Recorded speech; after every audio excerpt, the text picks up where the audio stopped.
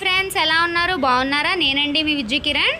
ఈ ఎక్సర్సైజ్ వచ్చేసి thighs fat reduce అవ్వడానికండి.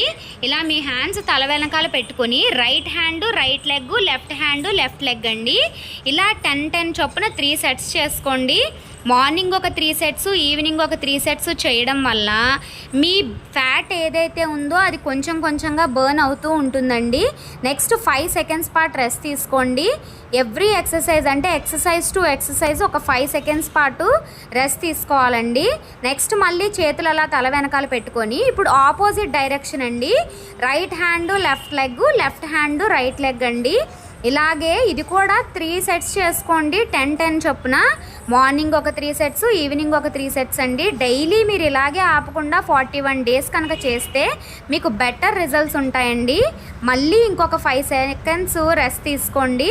5 seconds ఇలా రెస్ట్ తీసుకున్న తర్వాత మళ్ళీ హ్యాండ్స్ అలా పెట్టుకుని మీ మోకాల్ని దానికి కొడుతూ ఉండండి. Right hand right leg, left hand left leg అండి. అది కూడా 10 టైమ్స్ చేయండి.